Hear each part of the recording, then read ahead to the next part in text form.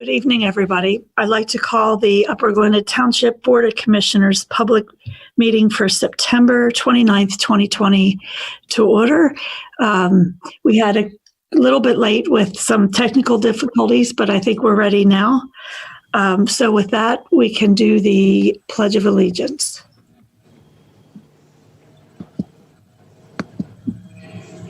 I pledge allegiance to the flag of the United States of America, and to the republic for which it stands, one nation, under God, indivisible, with liberty and justice for all.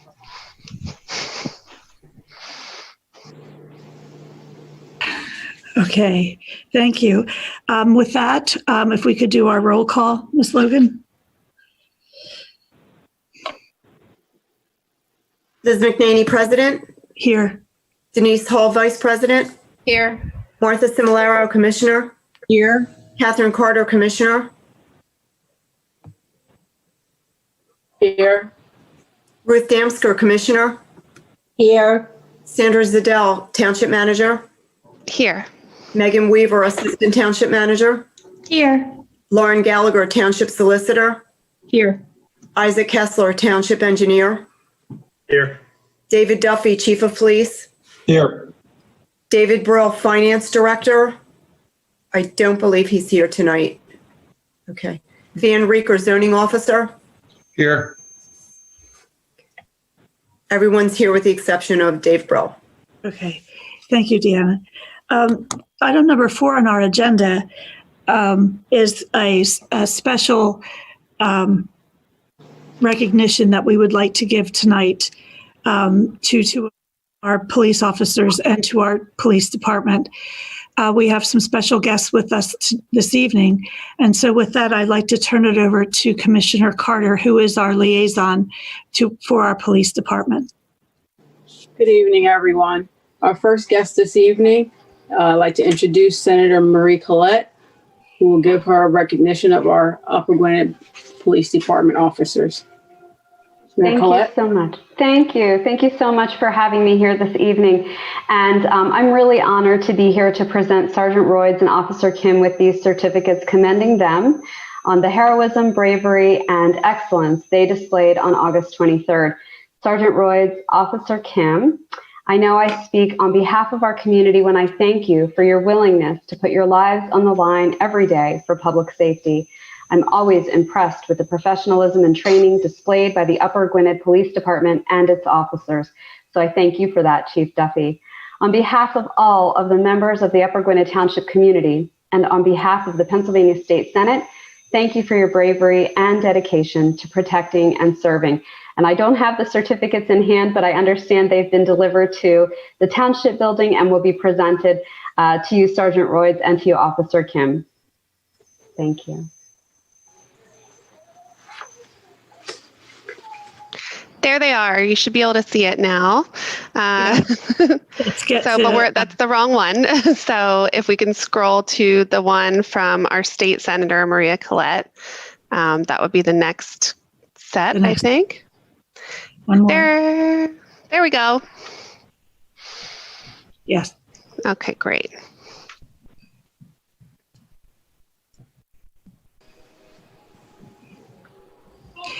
Thank you, Senator Collette, for joining us tonight. Thank you. Commissioner Carter, I lost you on my screen. Yes, we'll continue with Representative Liz Hambridge. I think Bailey Landis is here from Representative Hambridge's office. I'm actually with Senator Collette's office. Sorry, I thought there was someone from Liz's office. So I don't think anyone is here. Is that correct? Is there anyone in the room, moderator? In the waiting room? Okay, with that. I'm waiting. Commissioner Carter, I'm just checking to make sure there's no one stuck in the waiting room. Okay. Sometimes people get lost in the waiting room abyss. I'm sorry, who would you like from the waiting room if they're here? If there's Representative Hambidge or anyone from her office. Give me 1 second.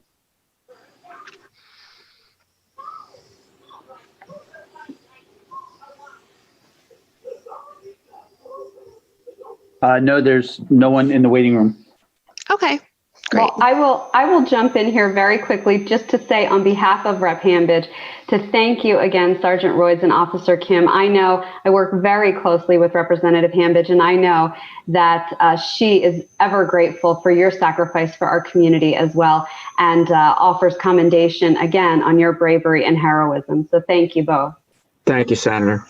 And she did submit documents to that effect, Sergeant Royd and Officer Kim, which they should be the next two.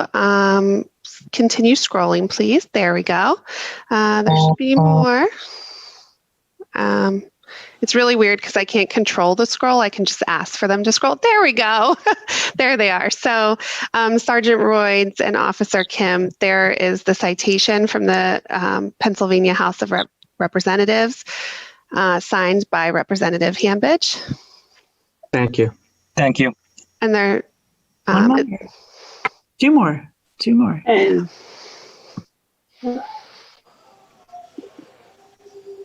If we could scroll to Congresswoman Madeleine Deans, that was the first few.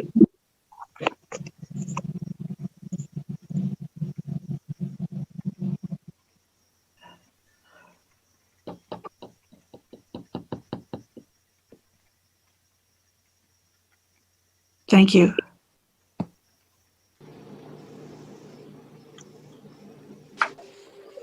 okay. Our special recognition from Congresswoman Madeleine Dean's office, as you can see, is presented to Sergeant Raymond Royds in honor of your act of bravery and dedication to the community of Upper Gwynedd Township. Sergeant Royds heroically responded to reports of suspicious activity in a number of township neighborhoods on Sunday, August 23rd. During a pursuit, Sergeant Royds put his life at risk when the suspect turned and fired a gunshot directly at him. Thankfully, he remained unharmed and proceeded to assist Officer Minju Kim in apprehending the suspect and de-escalating the altercation. For his heroism, I commend Sergeant Raymond Royds for going above and beyond to serve and protect the residents of Upper Gwynedd Township. May you continue to strive for and attain excellence and success in all of your future endeavors. Honorable Madeleine Dean, 4th Congressional District, Pennsylvania, United States Congress. Thank you. Presented to Officer Minju Kim, in honor of your act of bravery and dedication to the community of Upper Gwynedd Township. Officer Minju Kim heroically responded to reports of suspicious activity in a number of township neighborhoods on Sunday, August 23rd. Arriving on the scene, Officer Kim intervened in the intensifying situation between Sergeant Raymond Royds and the suspect in question. After the suspect had fired a gunshot at Sergeant Royds, Officer Kim assisted in successfully apprehending and arresting the suspect, risking his own life to intercede and de-escalating the altercation. For his heroism, I commend Officer Minju Kim for going above and beyond to serve and protect the residents of Upper Gwynedd Township. May you continue to strive for and attain excellence and success in all of your future endeavors.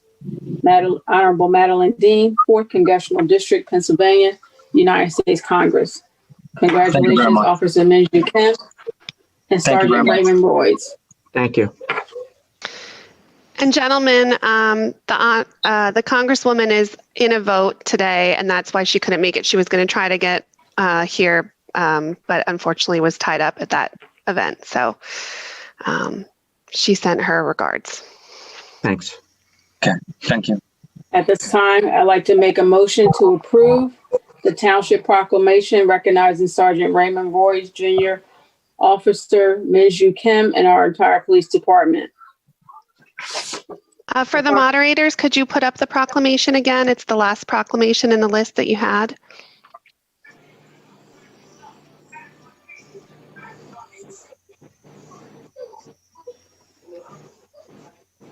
Sorry, Commissioner Carter, I wanted to get the visual aids in place. You're good to go. That's all right. Proclamation recognizing Sergeant Raymond Royds, Jr. and Officer Minju Kim and the entire Upper Gwynedd Police Department. Whereas on August 23rd, 2020, Upper Gwynedd Police Sergeant Raymond Royds, Jr. and Officer Minju Kim responded to report of suspicious person in a residential neighborhood within the township. Sergeant Royds and Officer Kim demonstrated heroism and bravery as they pursued this individual who was a threat to the safety of our residents and to Sergeant Royds and Officer Kim. Whereas the individual was apprehended by Sergeant Royds and Officer Kim with assistance from a large police response from departments across Montgomery County without incidents, numerous Upper Gwynedd off-duty police officers, detectives, and command staff also responded to the scene and conducted a thorough investigation to ensure the safety of residents and the community. Whereas all Upper Gwynedd police personnel answered the call to serve and protect our community and embody the courage and honor that represent the best of Upper Gwynedd Township. The Upper Gwynedd Police Department commitment to continued training, skill enhancement, and interagency coordination make them vital members of our community.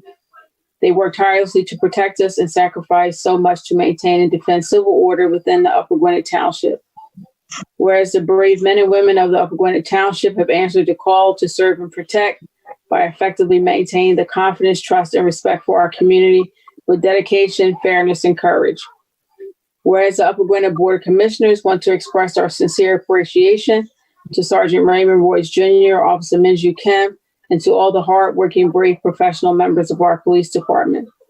Now, therefore, be it proclaimed that the Upper Gwynedd Board of Commissioners does hereby endorse this proclamation as recognition and thanks to the entire Upper Gwynedd Police Department who put themselves in harm's way to keep the Upper Gwynedd community safe.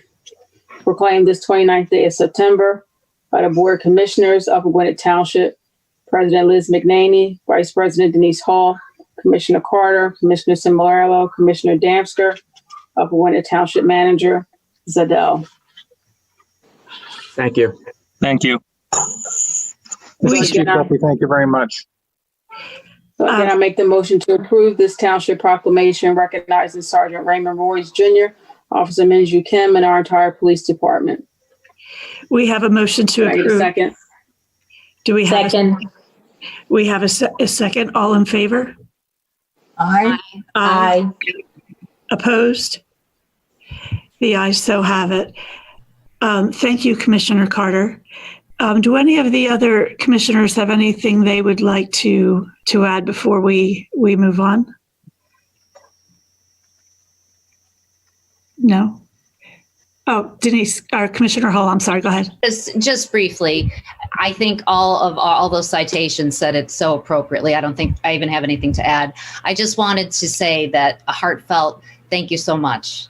You make us feel safe every day in Upper Gwynedd, and we can't thank you enough.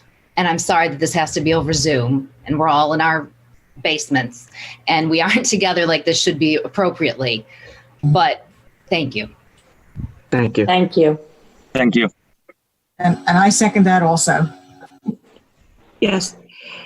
And we appreciate you joining us this evening.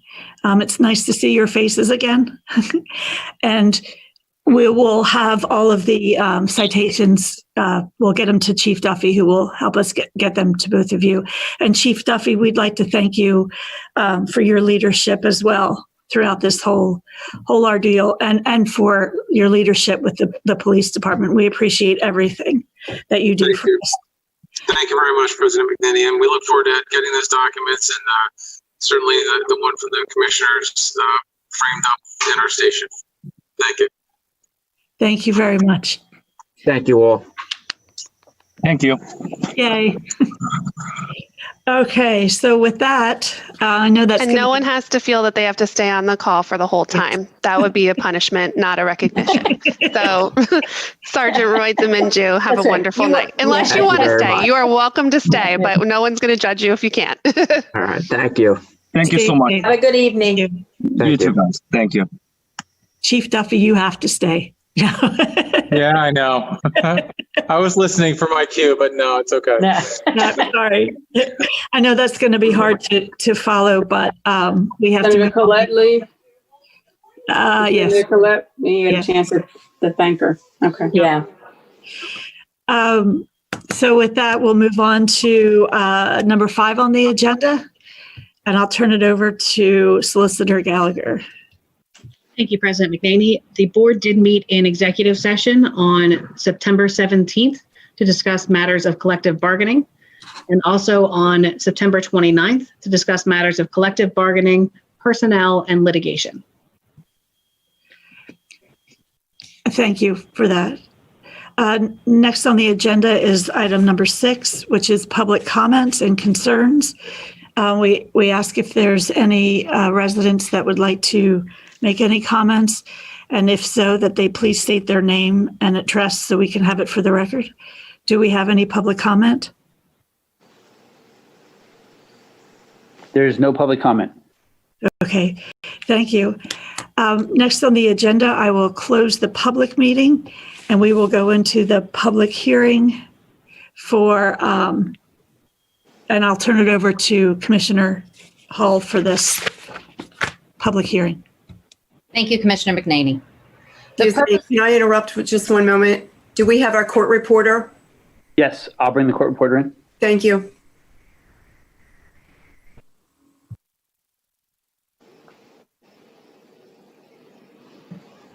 Good call, Deanna.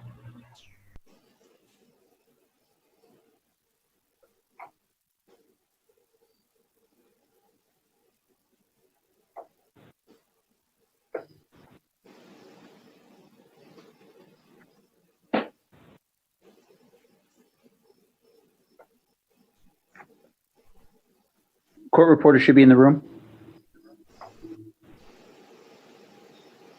Hello. That would be Mark. Can you hear me? Yep. Yes, Yep. Thank you, Mark. The purpose of this hearing is to hear comment pursuant to the consideration of an application for conditional use approval for the property located at 593 DeKalb Pike, that is Wawa number 157, North Wales, Upper Gwynedd Township, Montgomery County, Pennsylvania. This application has been made by property owner Wawa Incorporated for the purpose of constructing a charging station for electric vehicles, including charging posts and related equipment on the property as required for the Tesla supercharger station at Wawa number 157. And I'm going to turn it over to our solicitor, Lauren Gallagher. Thank you, Commissioner Hull. Is the applicant and their attorney in the room? I'll be bringing them in right now. Okay.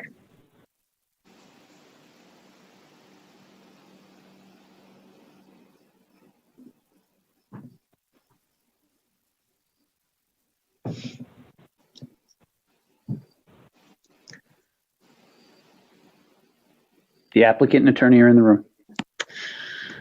Great. As Commissioner Hull stated, this is a public hearing to consider the conditional use application of Tesla for the property located at 593 DeKalb Pike. The applicant is represented this evening by Tyler Prime. Mr. Prime, I will walk through the exhibits that have already been entered at the last hearing. This is a continuation of the hearing that was opened on September the 14th. There was T1 was a copy of the application for conditional use approval. T2 was the letter of authorization to proceed. T3 was the proof of publication, which ran on August 27th and September 2nd.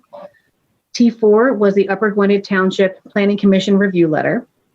T5 was a verification of the posting of the property. T6 was a copy of the plan set, and T7 was the Township Engineer's review letter. And with that, Mr. Prime, I would ask that you give a summary of the testimony that your witnesses would offer, and then you can make yourself and your witnesses available for further questioning from the board. Thank you, Ms. Gallagher. Oh, you're welcome. You can hear me. I just wanted to make sure quickly that my two witnesses are on the Zoom. I'm not sure if they're here. Henry Mises with Tesla, as well as Dave Rebbit from, our engineer. Yeah, yes, they are both here. Okay. My view isn't, sometimes I'm not the most tech savvy, so I can't always see everybody I'm looking at. But regardless, I guess to kick things off, my name is Tyler Prime with the firm of Prime and Tuvel.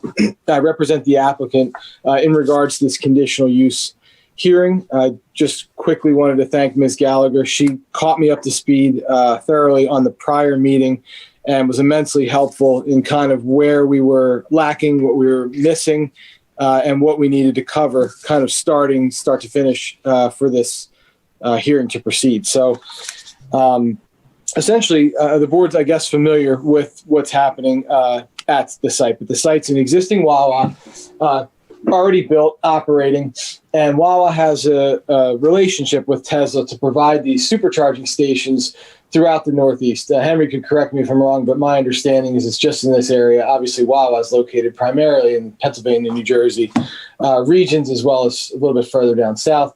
So this provides a natural kind of nexus for these uses. Drivers fueling up their vehicle with whatever method they choose to provide these at a Wawa makes sense. The customers are already used to coming here, plugging in, getting a bite to eat, and moving about their business, heading on their trip. So I think from speaking to Henry, I think he gave an overview previously of what's happening, what we're doing, but we are proposing to install 8 of these supercharging stations on the lot. The only improvements and changes to the site relate to this installation, including the concrete pad, the actual charging equipment, associated utilities with this project. So if I could, my preference for this, at least to get started prior to if it pleases the board, would be to go through these standards, the conditional use standards under both of the local ordinance sections. I might have some answers pinging back and forth between both of my witnesses. And at that time, we could take any questions, any additional follow-up from the board or the board solicitor, and kind of backfill those holes to make sure we've answered any questions and provided the information that the board requires for the application. Certainly, and I would just ask that we have your 2 witnesses sworn before we get Great. into them. And I believe the court reporter is on the line. I think I heard that. So as if you well, just so. raise your right hands. You solemnly swear your testimony about to give is the truth, the whole truth, and nothing but the truth, so help you God? Yes. I do. Thank you. If you could state your full names, please.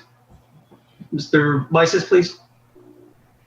Henry Misas, and that's Agny. Last name is Misas. Thank you. David Revette, Revette. Thank you. Ms. Gallagher, would you like my witnesses qualified? As I said, I have a professional engineer as well as a representative from Tesla. They'll be providing expert testimony. Obviously, Henry with Tesla will be providing expert testimony in relation to operations on the site, site's function, anything related to the actual supercharger, where our engineer will be providing any testimony in terms of engineering specific questions in terms of layout, site questions, site characteristics, et cetera. Are there any members of the board that have any questions with regard to the qualifications of either witness? I'm seeing a lot of shaking. We're fine. Yeah, I think we're fine. Okay. Okay. Your witnesses will be qualified. No. Okay. Thank you for the courtesy. I appreciate it. Okay, so Henry and Dave, if it's okay with you, I just want to go through the ordinance sections, and I'll try to direct the questions to one of you, but if somebody is more qualified or would prefer to step in and answer that question, that would be just fine. If I could start with the local ordinance section 195, 27.1 outlines general conditional use standards. Obviously, that's what we're here tonight seeking. It has kind of a multi-prong, the first being subsection A, which states consider the suitability of the property for the use desired, assure itself that the proposed change is consistent with the spirit, purpose, and intent of this chapter. Dave, I think maybe this and the next few, if you could chime in and address this sub-prong for the board, please. Yeah, absolutely. Just in general, the Wawas, they're meant to be a fueling station and convenience station for someone to go in and grab a bite, fill up their vehicle. And really this does the same thing. It's just a different type of fuel, I would say. Okay, appreciate that. The next section B, determine that the proposed change shall not substantially injure or detract from the use of the neighboring property or from the character of the neighborhood, and that use of the property adjacent to the area included in the proposed change or plan is adequately safeguarded. I guess as a step back to this, Dave, are you familiar with the site, the Wawa, as it's existing in the surrounding area from your work you've done on this plan? Yeah, our office has visited the site, okay, great. And just based on the area and the surrounding area, I believe one of the neighbors is a restaurant and then the Wawa itself. So I think everything would be benefited from the Tesla going onto this site. Okay. And maybe Henry, if you could just kind of chime in on this just to beef it up. Typically, I'm not sure if this was covered in the last meeting, but if you could just walk me through briefly, how is this site typically used for somebody, one of Tesla's customers? If they come here, are they plugging into this station every day before they go to work? Are they using this on more of a long haul trip where they might plug in and run to that restaurant next door? How would somebody, I guess your typical Tesla customer, use this supercharging station if it were to be installed? Sure. First of all, good evening, everybody. Thanks for having us again. Nice to see you all. Yeah, so the typical customer for this use would be a long distance travel vehicle. So somebody would be coming on the highway, they would need to charge for 20 minutes or so, grab a bite, go to the bathroom, and then keep on going on their journey. Okay. All right. So this isn't the type of person that's going to come here 6:30 every morning, plug in, wait however long it takes to fully charge a vehicle. And they're using this as kind of a stop on a trip, similar to a rest stop in that sense, and less as just a everyday type of use. Yeah, absolutely. It's kind of like a gas station, but for electricity. But people normally charge their cars at home. So this is for long distance travel primarily. Okay. Great. Thank you for that, Henry. I'm going to move on, Dave, back to you with subsection C. Determine that the proposed change will serve the best interests of the township, the convenience of the community, where applicable, and the public welfare. Obviously, this is a multi-part question, but if you want to answer it generally in terms of the best interests and convenience of the community. Yeah, I think just generally, the shift that we're seeing nationwide towards electric vehicles, having something like this in the jurisdiction, in the neighborhood, is just beneficial to the drivers themselves, people passing through, and the residents in the area. Okay, great. Thank you for that. Moving on to subsection D. Consider the effect of the proposed change upon the logical, efficient, and economical extension of public service and facilities such as public water, sewers, police and fire protection, and public schools. Henry, this might be more for you. And Dave, obviously, if the board has further questions in regard to the physical characteristics, we could come back to that, but I think we could answer this sufficiently with Henry's testimony.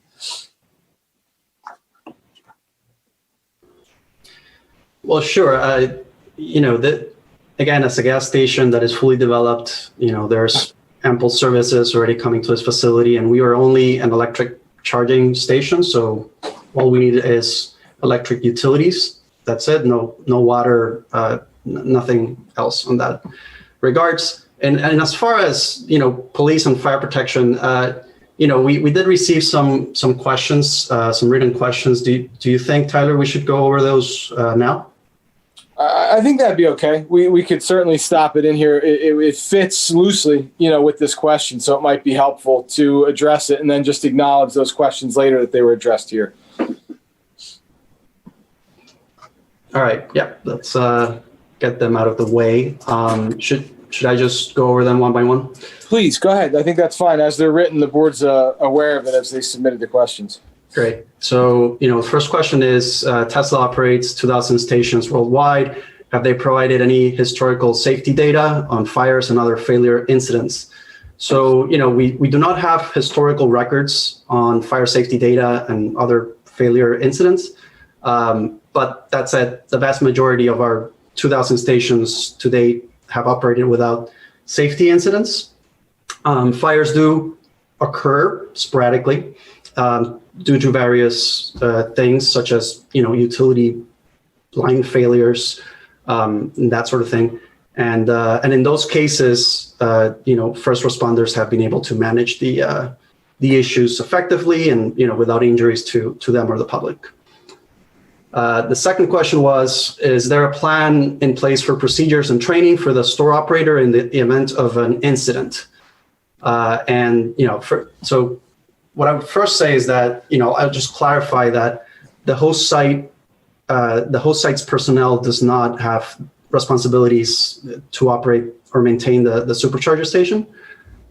In the case of an emergency, that would be managed by, first responders, such as any other incidents that happen, in public properties. As far as our stations, they are designed to meet electrical code, National Electrical Code, NEC, which is really a fire code and a fire safety code. And, and thus, so we have safety disconnects that allow first responders to de-energize in the case of an incident. And the third question, final question is, are first responders prepared in general to deal with electric vehicle events, including fires? They require special precautions as they will be dealing with not only the fire, but also the high voltage, which is not a good mix with water.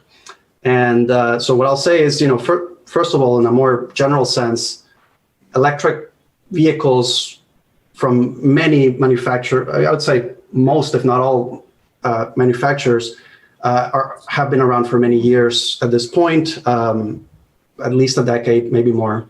But in recent years, the amount of EVs on the roads have increased substantially.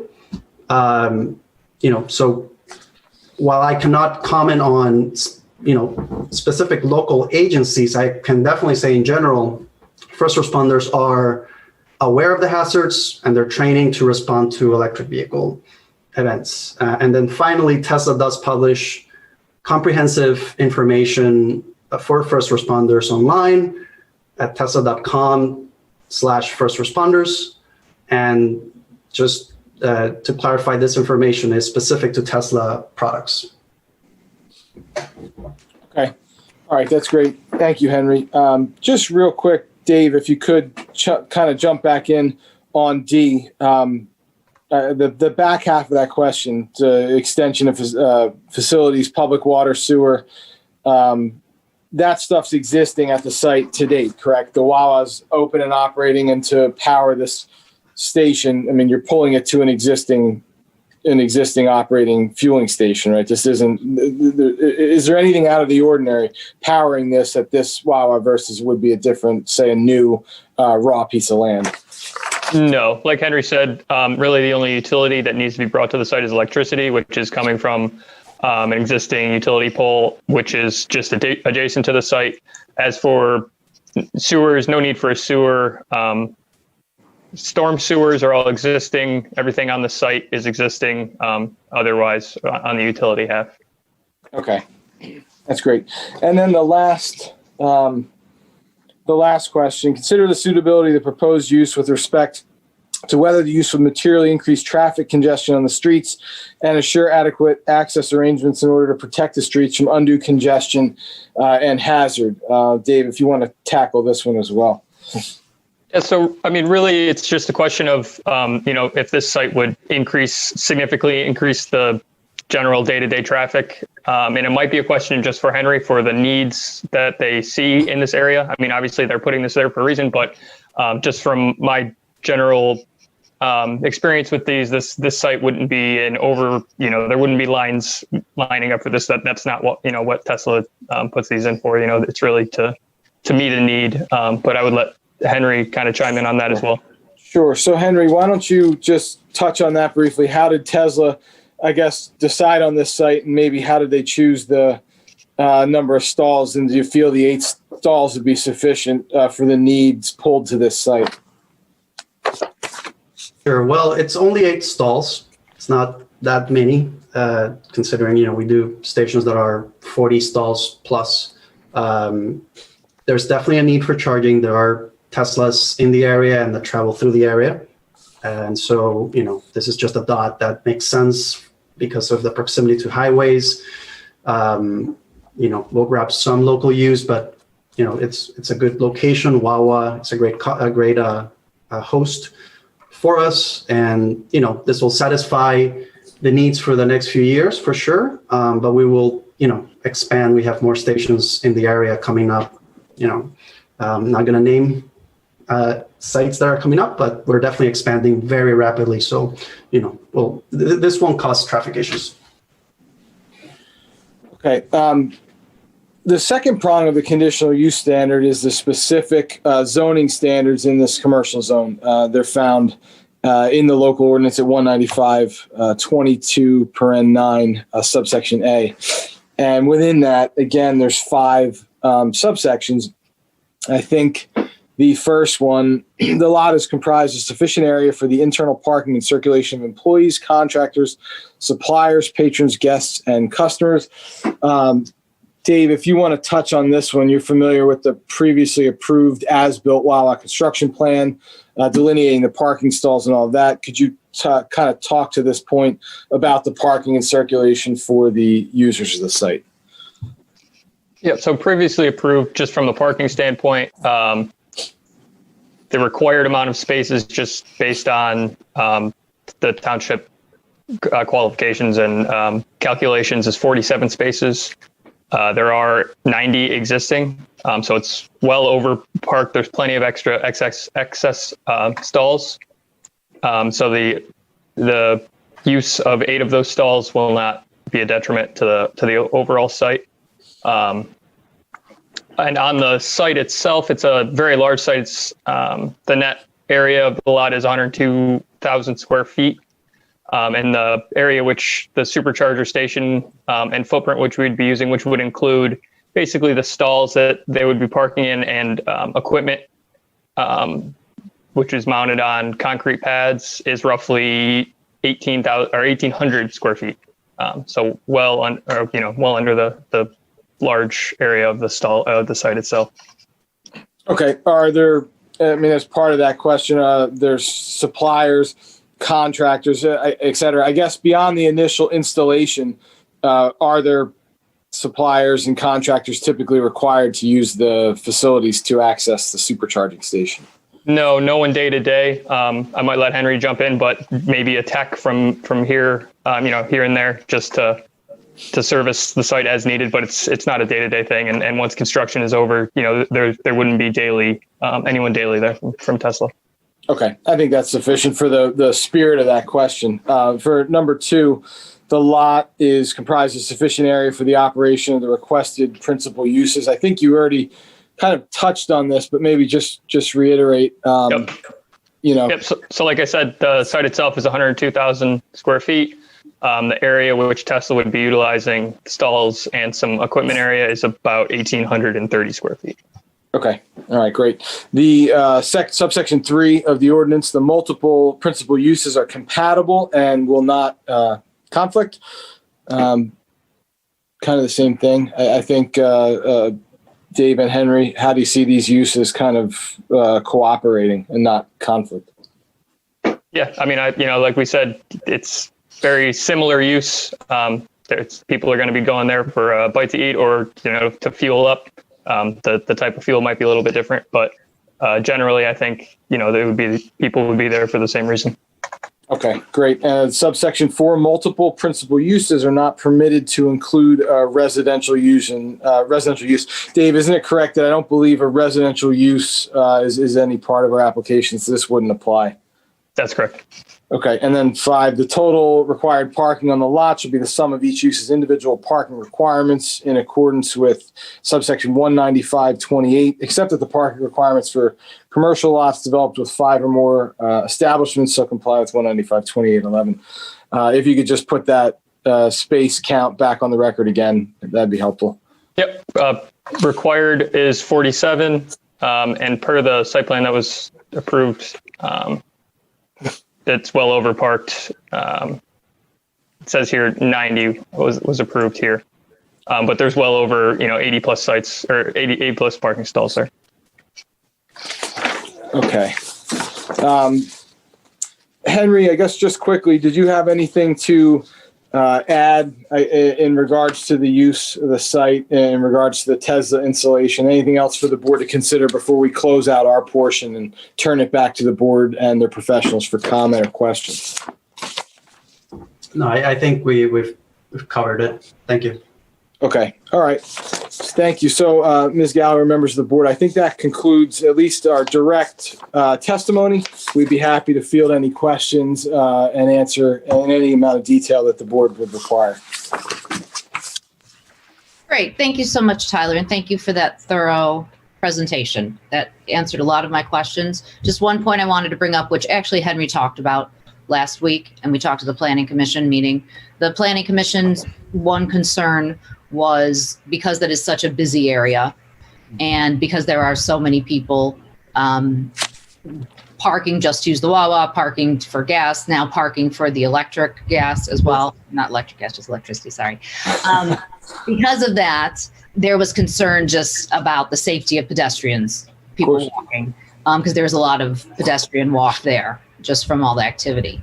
And a suggestion that came up at that meeting was perhaps additional signage, perhaps some markations on the ground, perhaps painting some different things or crosswalky type things or something, various different ideas in order to ensure safety for all of the people who are.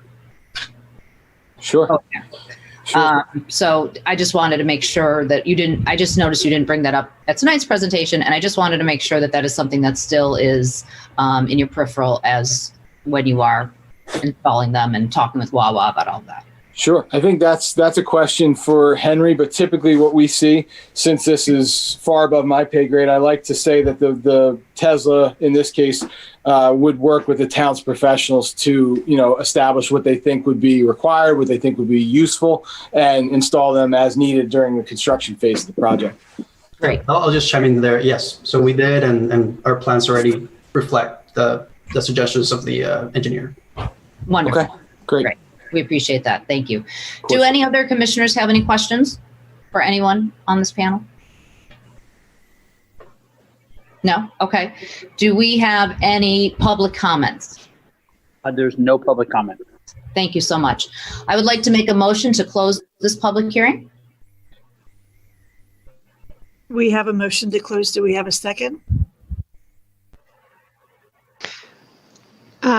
Ruth and Martha, I saw both of your mouths move, but you both, have done mute. I'm mute.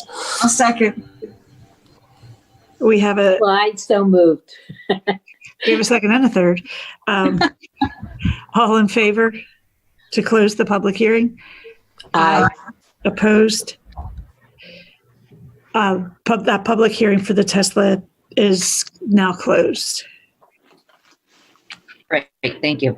I would like to make a motion to grant conditional use approval for 593 DeKalb Pike, parcel ID, block 26, unit 66, to permit the installation of Tesla charging stations with the following conditions. Applicant shall provide a plan set for permit approval per the requirements of the township ordinances and address any comments provided by township staff and consultants. So we have a motion to approve. Do we have a second? A second. Second by Commissioner Carter. Is there any public comment? I almost forgot. There's no public comment. No additional board comment. Okay, all in favor? Aye. Opposed? Motion so passes. Thank you, members of the board. Thank you. Thank you, gentlemen. Thank you. Have a good night. Good night. Good night. Okay. So we are moving on to our second hearing of the night for Better Living's Home, 111 State Street. The purpose of this hearing is to hear comment pursuant to a conditional use agreement, a conditional use application to permit a redevelopment subdivision in accordance with Ordinance 2020-03 and Ordinance 2020-05 on the subject property, which is located in the R3 Residential Zoning District. And I would like to turn it over again to our solicitor, Lauren Gallagher. Thank you, Commissioner Hull. And I would just ask that the applicant and their attorney be moved into the meeting room. Stand by.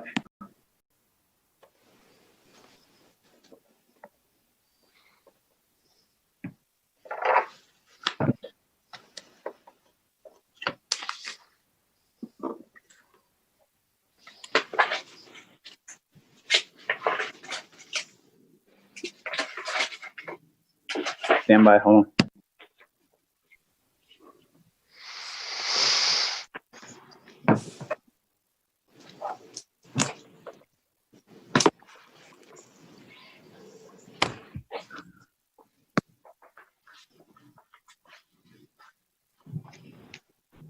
And the court reporter is still in the room, right?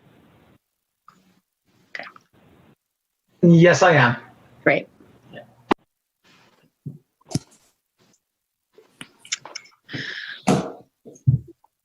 Okay, Ed, I see yourself and Robert Wagner in. Is there anybody else we're expecting? Good evening. Yes, there is. The project engineer, Rick Mast, was in the waiting room with me, and I am assuming he'll be joining us. Okay. So we'll just give it a minute then.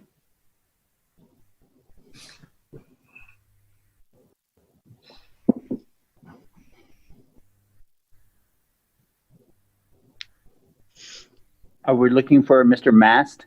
Yes. He's not in the waiting room. He must have dropped out of the call. Can we reach out to him? I'll get him back in. If he's dropped out, I'm sure he'll be joining back in. I saw him in the waiting room with me, but I don't want to keep the board delayed. I'm happy to start, and we can have Rick join us as he becomes available, if that's okay. Yeah, for the moderator, please just put him in the room whenever he rejoins. Thank you. Sure, we'll do that. Okay. And so this is a public hearing with regard to a conditional use application of Better Living Homes. There are some township exhibits that will be entered into evidence. T1 will be copies of ordinances 2020-03 and 2020-05. T2 will be a copy of the conditional use public notice, which was advertised on September 15th and 22nd, 2020. T3 is aerial maps of adjacent properties notified of the hearing. T4 is a verification of the posting notice. T5 is a copy of the Upper Gwynedd Township Planning Commission review letter. T6 is a copy of the conditional use application. T7 is a copy of the plan package. And T8 is a copy of the Township Engineer's review letter. The applicant this evening is represented by Ed Wild. Mr. Wild, I would ask that you offer your witnesses to be sworn by the court reporter before we get started. And then I would ask that you summarize your witnesses' testimony and then offer yourself and your witnesses up for any questions from the board and from the public. Thank you, and I'm happy to do that. As we wait for Rick to join us, maybe I can identify. Mr. Mast is in. Okay. So why don't we do that? Why don't we have the two of them sworn? Raise your right hands. Do you solemnly swear the testimony about to give is the truth, the whole truth, and nothing but the truth, so help you God? I do. I do. Okay, if you can state your full names and spell it. Richard C. Mast, M-A-S-T. Thank you.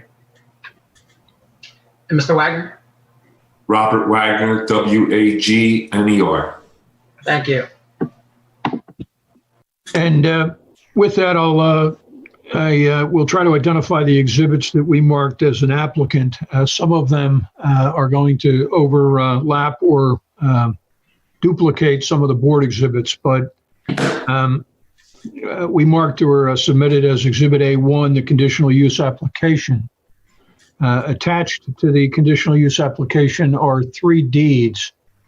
And the board may remember the property that is the subject of this application came before the board when we proposed ordinances 2020-03 and 2020-04 and 2020-05. I attached the 3 deeds because the deeds refer to the various lots or properties that come before the board. And you're going to see in the subsequent exhibits that there are 18 tax parcels. There are 19 parcels if you correspond to the block and lot plan. And there are 40 lots that comprise those properties if you go all the way back to the original record plan. And the original record plan is referenced in those deeds as having been recorded in April of 1921 as the plan of Lansdale Park. So that's what A1 was, and it's why we attached the 3 deeds. A2 were the 3 ordinances. The board may remember that the property had essentially been an island of R2. It was rezoned to R3, and the ordinances adopted or implemented a conditional use for what's called a redevelopment subdivision. And that's why we're here tonight. We're here to essentially try to demonstrate that we meet the criteria for a redevelopment subdivision. A3 is a concept plan that Rick Mast prepared. I'll come back to that. A4 is the record plan from the recorded plan of Lansdale Park that I just mentioned. A5 is a excerpt map of the zoning map that shows the property and the now rezoned areas as R3.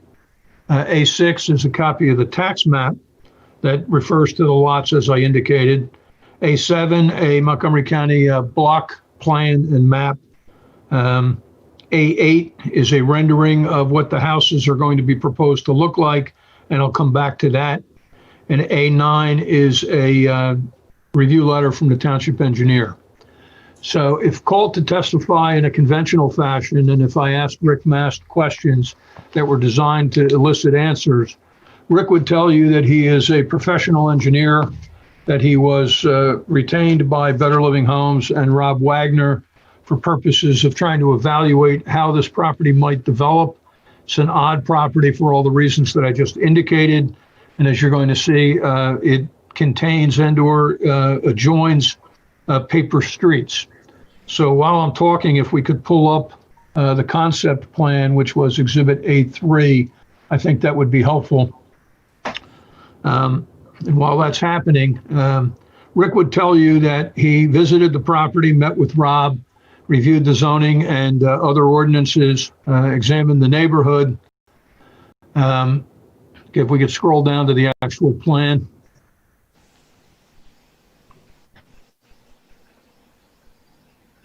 I don't know if we can scroll to the plan. That's the cover sheet. You've got to get to the actual drawing. There we go.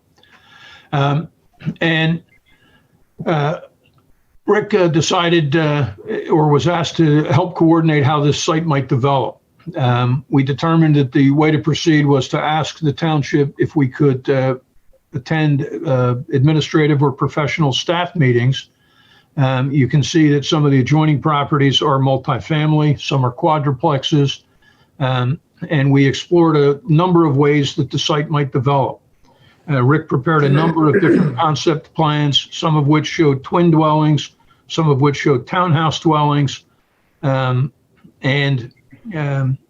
through the process of trying to see how this site might develop, given that it's such an odd number of lots, tax parcels, and block and plan units, we evolved to this concept plan.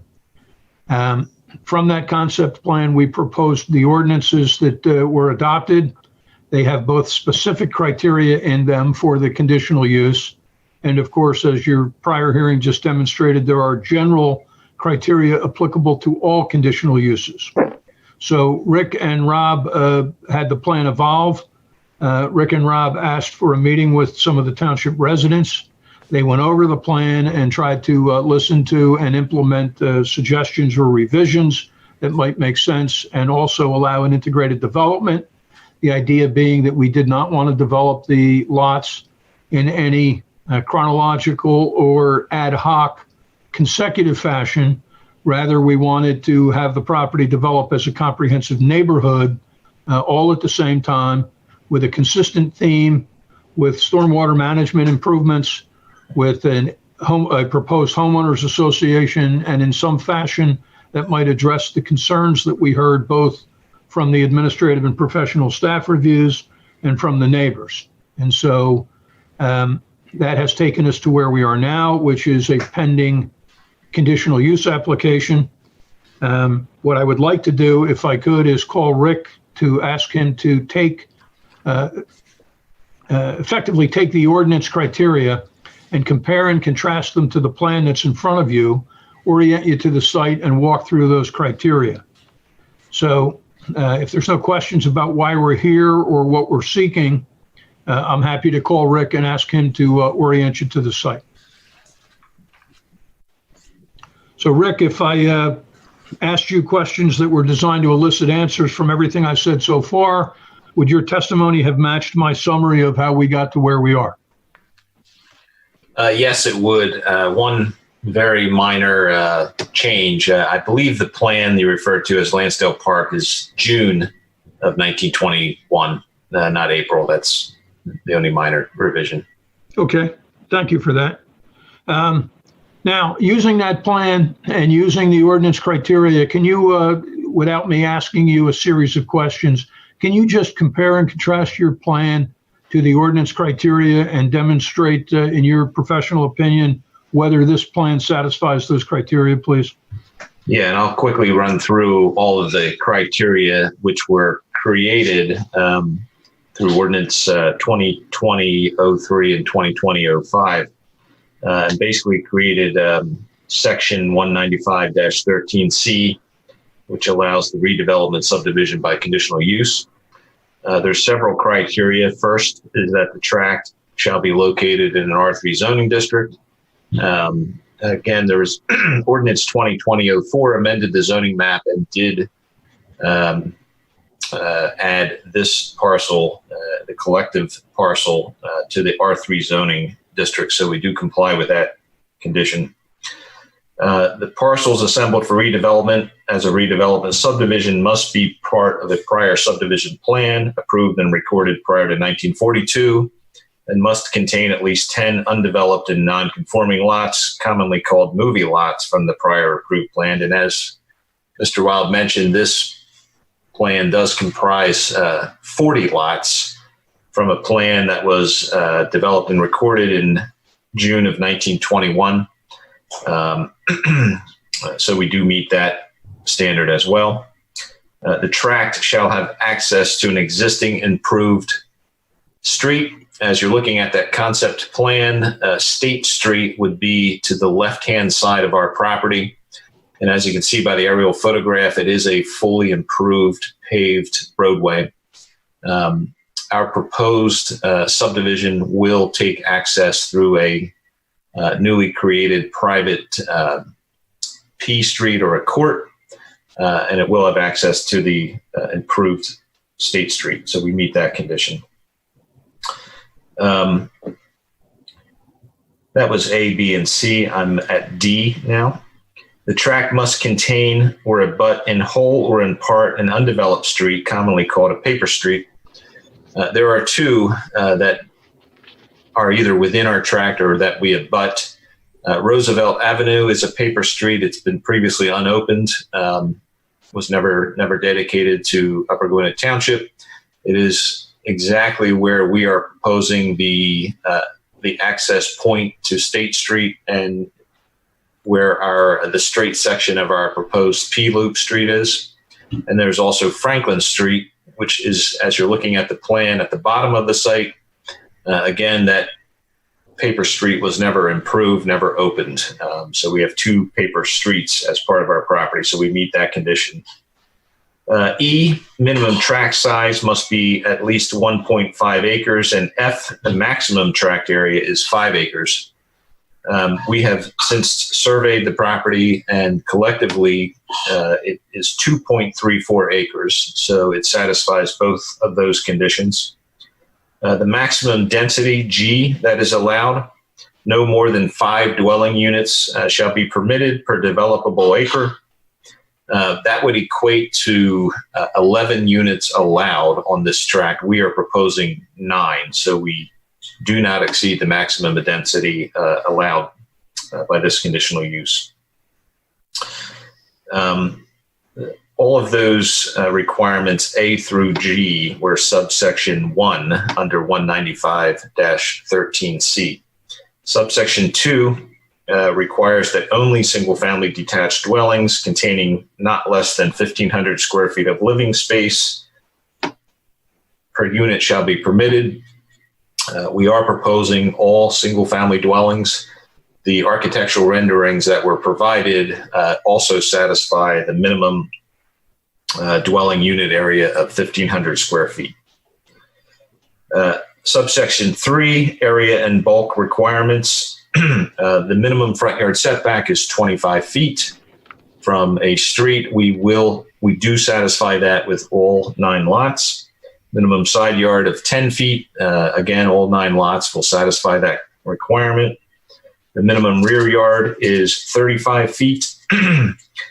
However, the commissioners do have the ability to permit reduced rear yards of not less than 20% of the lot depth or 20 feet, whichever is greater, for lots that are determined to lack desirable lot depth to permit consistent or uniform dwelling development. That's kind of a long, complicated paragraph, but basically the underlying rear yard is 35 feet, which we do meet. The reduction to no more than 20% of the lot depth or 20 feet, we would ask the commissioners to approve that reduced rear yard for lots 7, 8, and 9, which are the 3 lots that are on the top portion of the plan. And the reason that is those lots, for lack of a better phrase, are sort of between a rock and a hard place because the existing paper street of Roosevelt Avenue is one barrier, and then the second would be the existing property line at the rear of the lot. So those are restricted both front and rear. And in order to fit the equivalent house on every lot, we would ask that the rear yard be reduced for those 3 lots, but we would comply. Maximum impervious surface permitted is 40%. On our smallest lot, we still meet this requirement. So we either meet or exceed that requirement on every one of the 9 lots. The maximum building height allowed is 35 feet. We will comply with that as well with the architectural renderings that were supplied. And last, the minimum lot size for each of the lots is 6,000 square feet, and we will meet or exceed that for every one of the proposed 9 lots. Subsection 4 is parking requirements. There are 3. The off-street parking minimum requirement is 2 spaces per dwelling unit. Spillover parking is 1 space per dwelling unit. And also there's a provision that spaces within the garages may not count towards meeting that requirement. So each of these dwellings does contain a 2-car garage, and that is demonstrated by the architectural renderings. And then in front of each garage are 2 parking spaces. So that driveway, which is in gray on the concept plan, is wide enough for 2 cars side by side. And then you can see 2 areas of spillover parking. One is along the entrance to Roosevelt Avenue, our proposed P Street. There are 4 spaces, and then there are 5 additional spaces within the courtyard area. And that equals 9 total spaces, or 1 per unit, which satisfies the spillover parking. So we do also comply with the parking requirement, the 3 requirements. The general requirements, subsection 5, A, requires that the project be served by public sewer and public water service.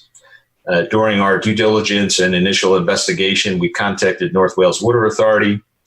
They did issue a letter of serviceability for this property, so the property will be served by public water through the North Wales Water Authority.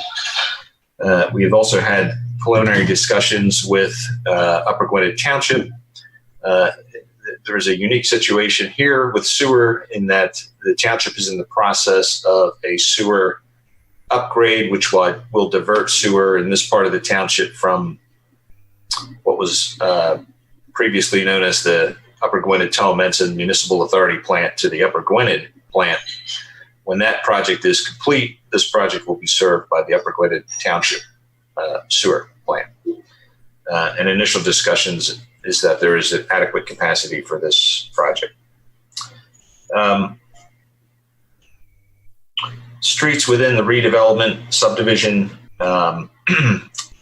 may be private and owned and maintained by a homeowners association. However, the streets need to be constructed to township standards, and there shall be a minimum right-of-way of 40 feet and a minimum cartway width of 24 feet. In this instance, we are proposing the P Street within Roosevelt Avenue to be a privately owned street, owned and maintained by a homeowners association of the 9 lots. The proposed right-of-way is a minimum of 40 feet. Roosevelt Avenue's existing right-of-way is 40 feet. The P portion of it, the turnaround area, actually exceeds that. And our proposed cartway is 26 feet, which exceeds the minimum requirement of 24. Subsection C under general requirements is with regard to accessory buildings and structures, just as a different set of setbacks for those types of structures. That would be more for the use of the homeowners eventually if they wanted to construct some sort of an accessory structure. And then the last section under the general requirements is with regard to shared driveway access. It does permit shared driveways. We are proposing to share the driveway for lots 2 and 3. And simply the reason for that is to allow lots 1, 2, and 3 to all take access from the internal privately owned street and not State Street. So there will be no direct access of any of these lots to any other street other than our proposed Roosevelt Avenue P Street. Those concludes all of this specific conditional use criteria for the redevelopment subdivision within the R3 district. I want to very quickly cover the general. Thank you. Rick, before you do that, let me just ask you 1 or 2 questions and then have you do the same exercise, if you could, to the general criteria. Recognizing this is a concept plan,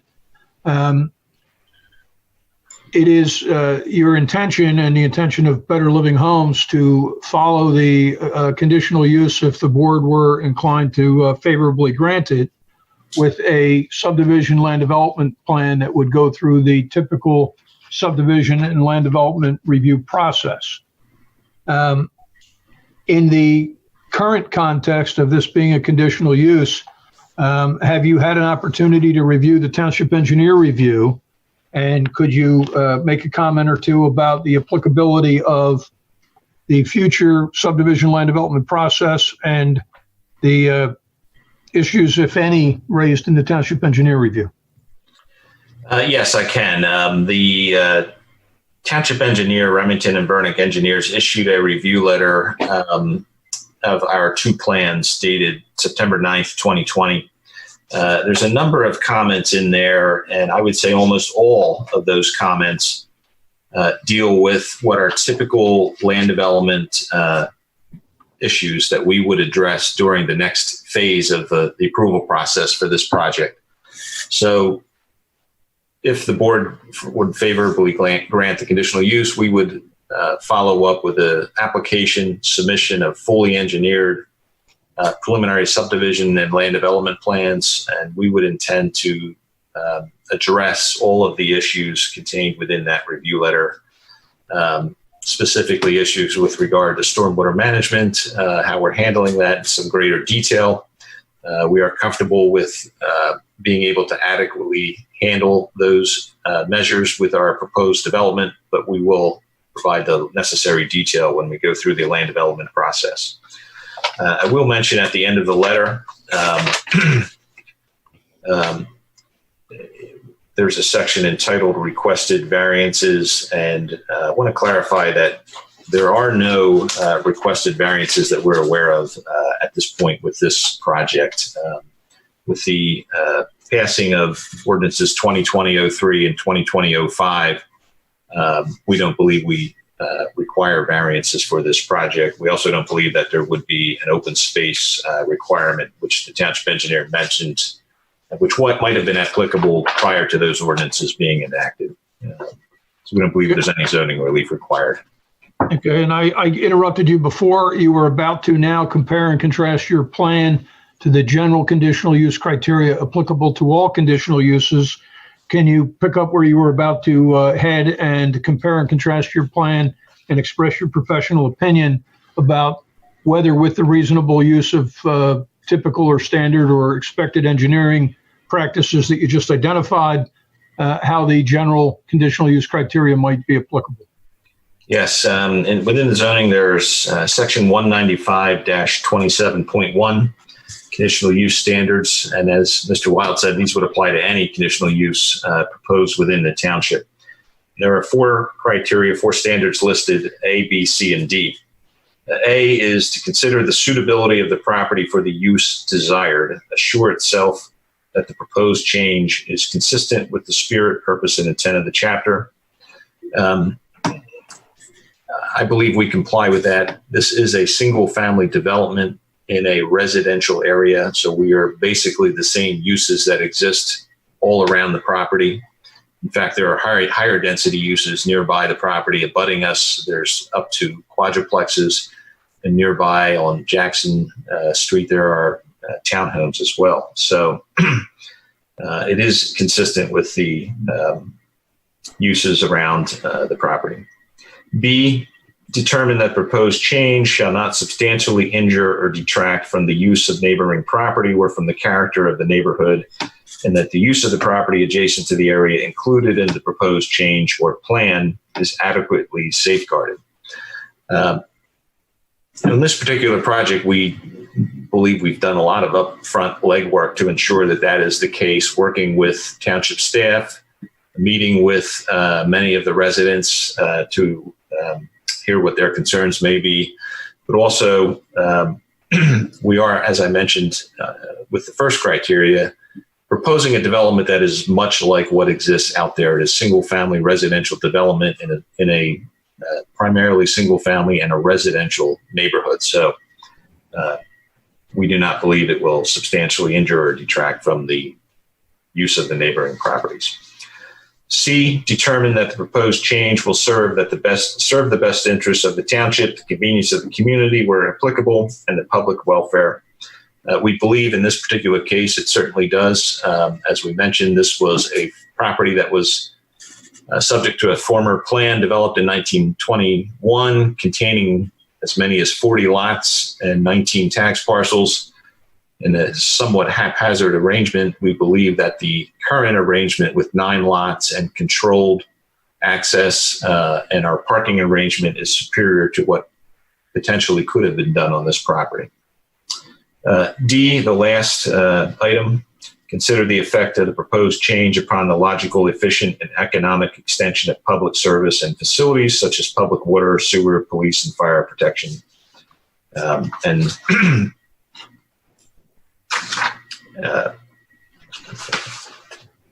Schools, I'm sorry. Again, I believe we satisfy that section of the ordinance. We will be served with public water, public sewer. The utilities are available. Capacity at this time is available. So we're able to serve. We believe the density proposed will not overly create a burden on the other public uses. It's in keeping with the density that exists all around the property, and as I mentioned, a similar use. I'm sorry, that was the second last. There is one more general standard. Consider the suitability of the proposed use with respect to whether the use would materially increase traffic congestion on the streets and assure adequate access arrangements in order to protect streets from undue congestion and hazard. We believe we satisfy that condition. As I mentioned, we're proposing a use that is essentially the same as all the surrounding uses. The density we're proposing is less than potentially could have been developed under the existing plan. And we did work with the township to come up with an access arrangement with our private street P configuration, the off-street parking, the 2 parking spaces for the driveway, the prohibition against any direct driveway access onto State Street. We think all of those standards that we've developed with this plan ensure that it will not create any congestion or issues on the existing streets. And Rick, finally, do you have a professional opinion, particularly as it relates to the general criteria that you just went over, as to whether if the conditional use were granted on any of those generalized criteria, would the impact of this particular redevelopment subdivision have any more impact than the governing body contemplated when they declared that a redevelopment subdivision is a conditional use in the R3 district? No, I do not believe that it would have any additional impact. Thank you. If the board would permit me, I just have 1 or 2 questions for Mr. Wagner. And then we could open it up for questions to either Mr. Wagner or Mr. Mast. Rob, I'm going to ask you the same question. You've been sworn. You heard the summary that I provided to the board. You also heard what Rick testified to. If you had been asked questions that were designed to elicit responses, would your answers have matched both my summary to the board and the answers that Rick provided? They would. Okay, and if we could turn to Exhibit A 8, which is the rendering of the houses, while that's being pulled up, Rob, would you describe for the board what you did with the renderings, and then affirm for the board that if they were inclined to favorably treat this application, that the houses would be reasonably consistent with Exhibit A8, the rendering that's now in front of the board? So the homes would be 2-car garages, as mentioned. They would be 3 to 4 bedrooms. The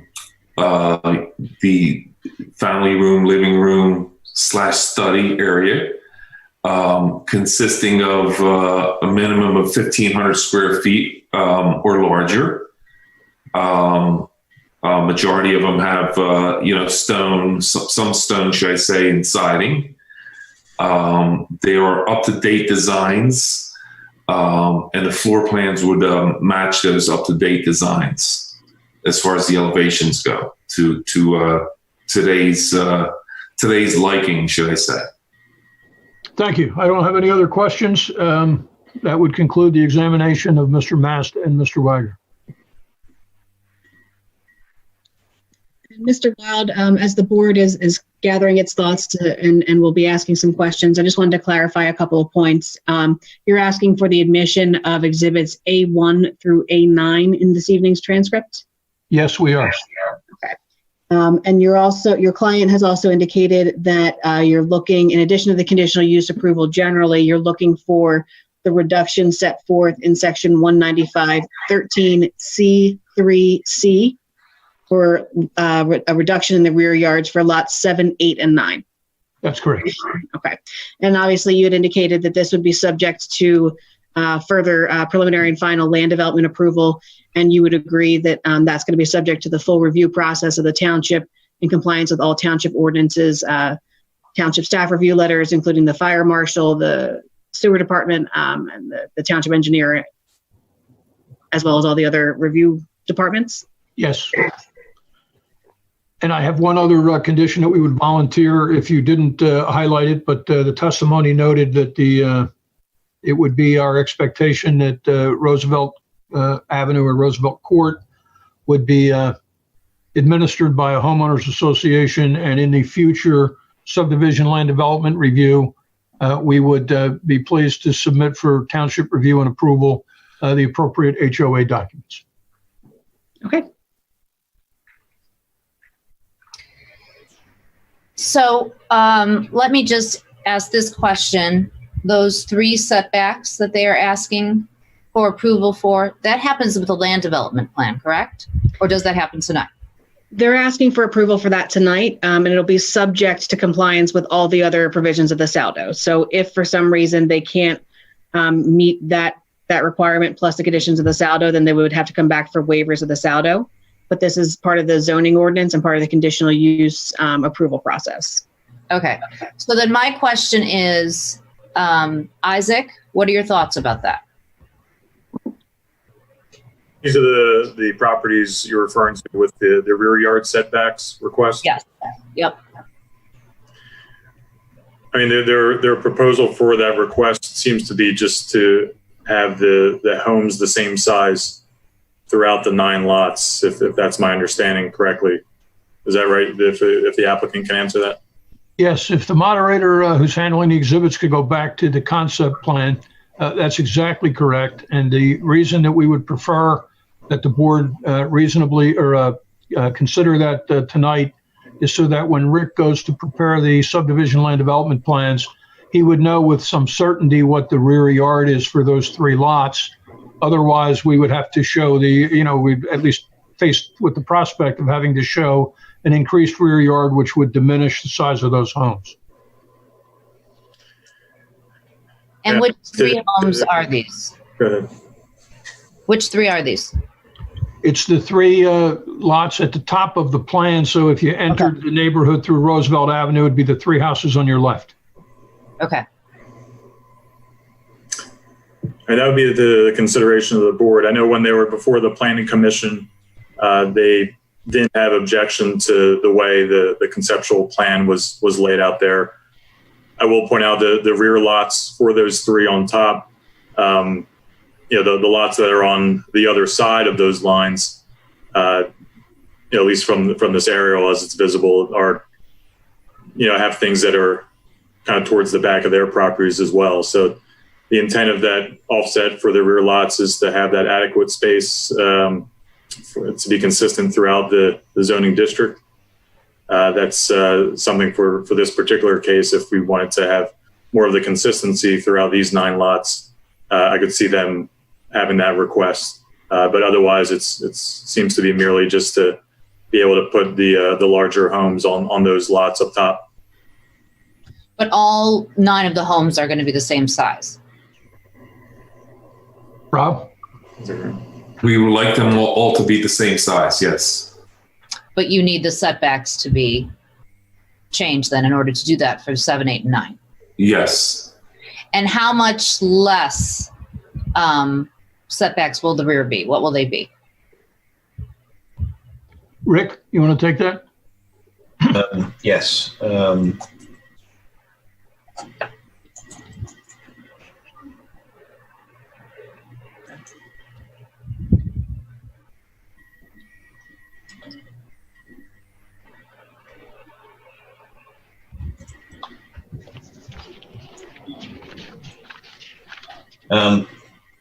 Our setback will be about 22 feet. Instead of 35. Correct. So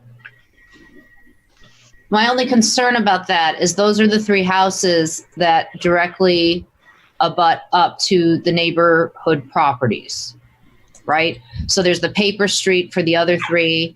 And for the other 3, there is State Street. So they're not as close to residents. Correct? That's correct. But 7, 8, and 9 have 3 residents that are a little, well, 2. I guess it would be 2 because the basin is there at the end, correct? And it's the 2. I'm pointing to them like you can see. I'm sorry. It's the 2 houses that are directly behind them.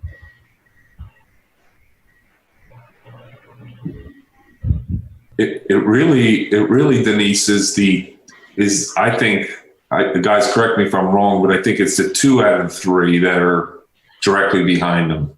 Right. It is. Sorry. It is 2 out of 3 because there's the basin at the end of the road and that house won't be as affected. But it's the lesser setbacks that you're requesting for those 3 houses are just, they would affect more.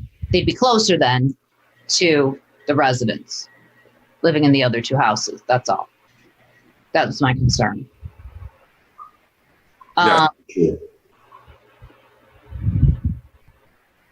The only thing I would say, it's obviously for the board's discretion and consideration, given the way the ordinance is adopted, but Rick touched on it, and I would only reemphasize it, that those 3 lots are not as deep as the other lots. And so because these were movie lots, and some of them had 20-foot frontages, I believe, and Rick, you can help me on the depth. I want to say that the 3 lots that we're talking about are about 100 feet deep.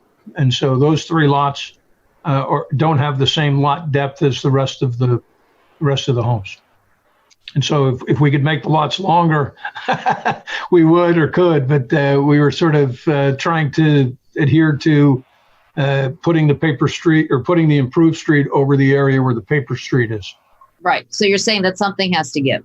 We either have to have additional parking and enough room on the Roosevelt Avenue street itself, or we need to have less house, or we have to have less yard. Something has to give. You only have what you have to work with as far as this property goes. And the request would be to permit that. I think it would be fluid enough that as Rob found buyers and sold houses, the house that would go on that particular lot might be a little bit subject to what the buyer wanted and what the size of that house might be. So to the extent that you might be able to make it bigger than the 22 feet, while we would ask to meet the reduction that the ordinance permits, we won't know that until we see whether we get a subdivision land development plan approved, and unless or until Rob moves to the construction phase and finds buyers for those houses. There's some possibility that the house would naturally be a little smaller just given the potential buyer, but we would like and respectfully ask that you consider giving us the flexibility to do that. Okay. And then I just have one more question for Isaac. So Isaac, is, aside from the fact that they would be able to meet the saldo requirements and everything else that your team found, is that a realistic allowance to make for the setback? Do you think, in your professional opinion, that is realistic? 22 instead of the 35. I would say I think that the conditional use request they have before the board tonight is for that redevelopment subdivision conditional use. The zoning, I guess, request that they have on top of that,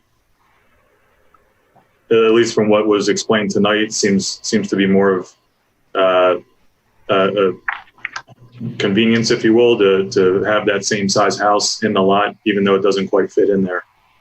So if there's a hardship that would justify those homes not being able to fit correctly within the zoning lot as it's described in the ordinance, I'm not sure if I'm quite convinced that it needs to be an exception for the rear yard setback there.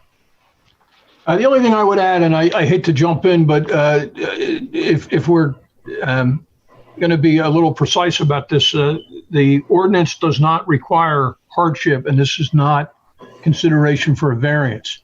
The actual standard in the ordinance, which Rick was making reference to, is in section 1, paragraph 3, subsection C, and it says the minimum rear yard shall be 35 feet, subject to the right of the Board of Commissioners to permit reduced rear yards of not less than 20% of the lot depth, which if the lot depth is 100 feet, 20% would be 20 feet, or 20 feet, whichever is greater, for lots that are determined to lack desirable lot depth to permit consistent or uniform dwelling development.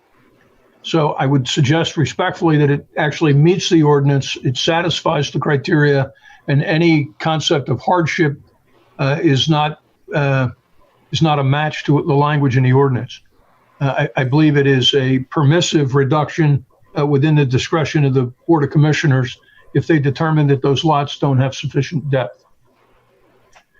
Yes, I wouldn't disagree with that. And like I mentioned before, it's a consideration for the board basically as a preference for the consistency of the 9 lots, valued against having the setbacks, to that full 35 feet for the rear yards. And then that's basically what you just said. But that's what's before, the consideration here tonight is to, you're weighing the consistency of those 9 homes throughout the development there with that rear yard setback, basically which one is preferred as more of a priority in that case.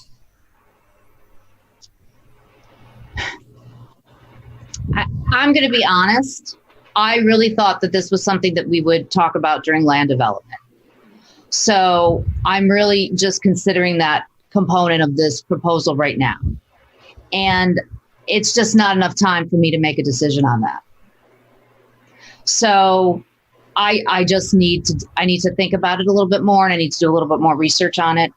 And I absolutely agree with every other aspect of this conditional plan. And I don't want you to think that I don't.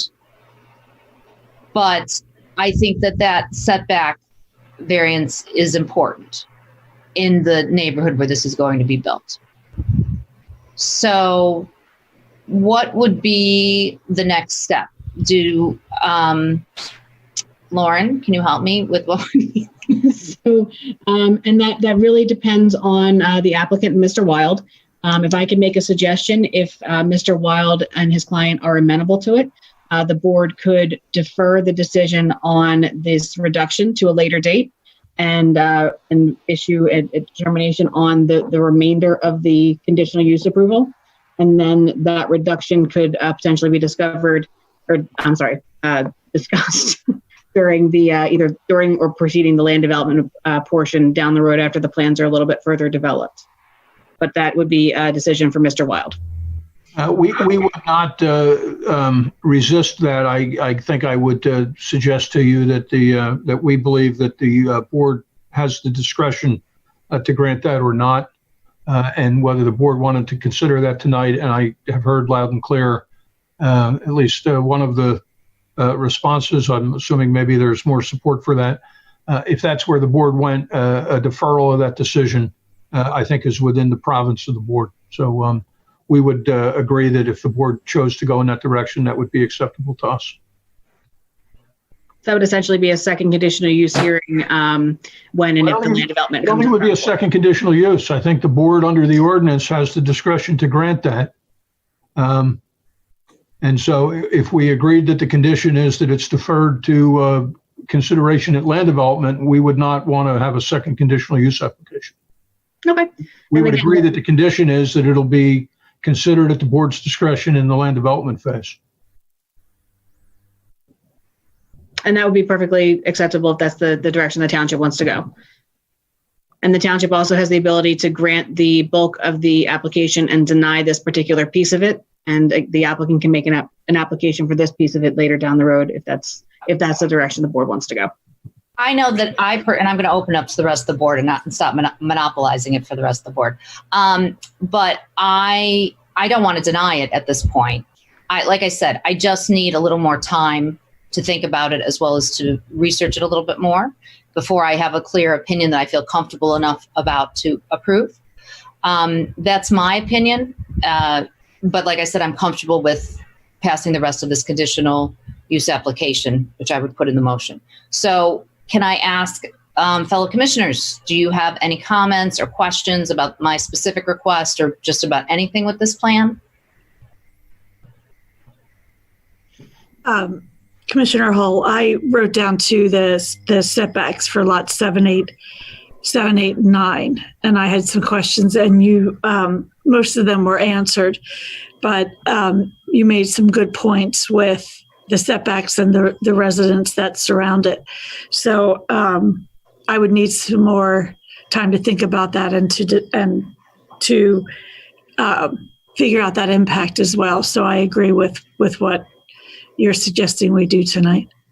Okay, thank you, Commissioner McCraney. Anybody else? Any other commissioners? Anything?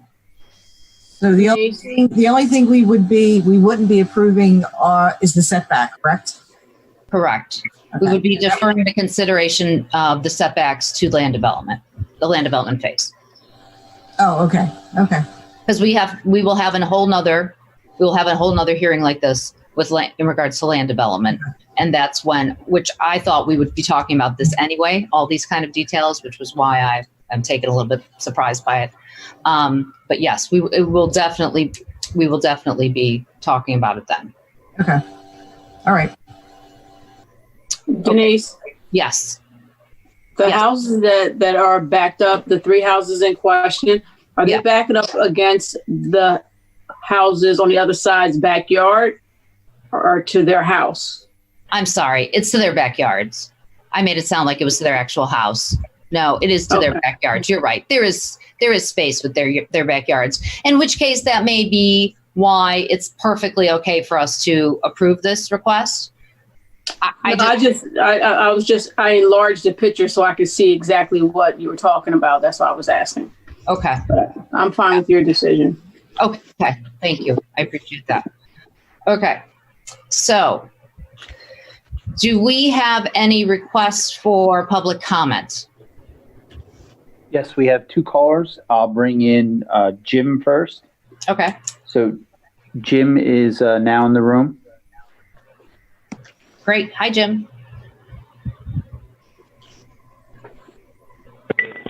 Hello, can you hear me? Yes. Oh, good. Just a couple of quick questions. Can we have I know there's a I'm sorry, can we have your last name, please?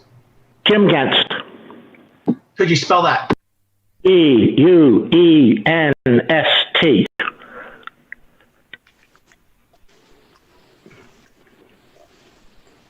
Got it? Yes, go ahead, Jim. Thank you. Okay, great. Pretty aggressive price point, as I understand, on these. Are they going to have basements?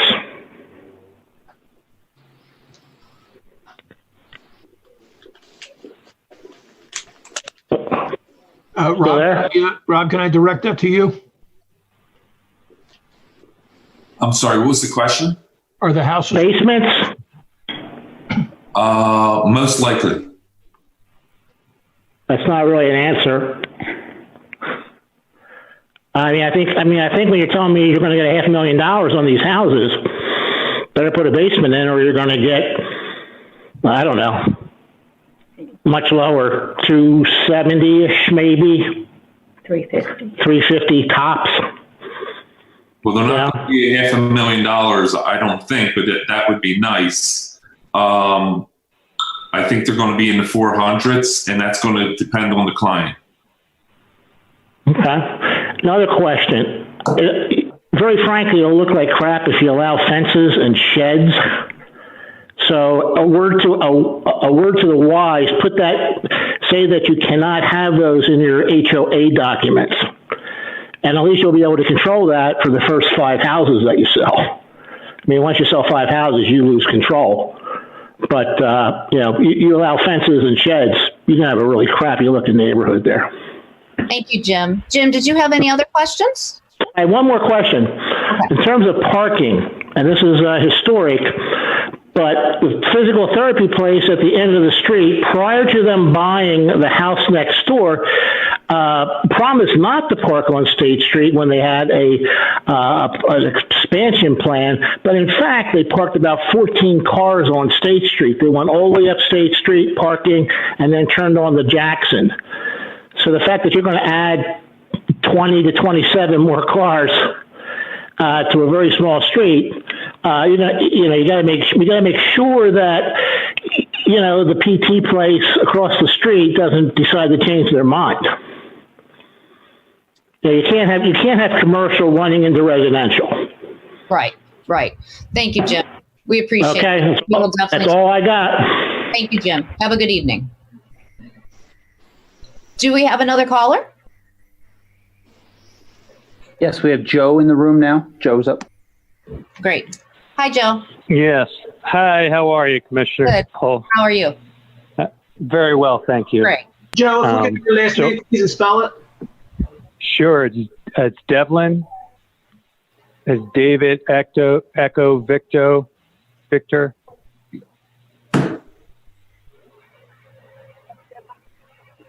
Good to go? Was that Devlin, did you say? That's correct. Yep. Thank you. Yeah, no problem. All right. Well, I thank you for this hearing. I thank you for the opportunity to be able to speak. And commissioners, I appreciate you asking some really in-depth questions this evening. I would like to say, I know that, we had a petition that, throughout this time of meeting and different sessions have gone on, the community has put in petitions about not wanting to have the building project there. And, some of their concerns, their top 4 concerns, were very consistent with the survey that you got back from the township when you had asked, the residents, what are their concerns with somebody's building? And these were, such things as like water runoff, habitat, the safety of the neighborhood, preservation of the area, as well as walkability. And then I would also add in, concern about radon levels. I know the gentleman who was just before me was talking about basements. So, but I'd say that I haven't heard anything that kind of directly addressed any of those yet.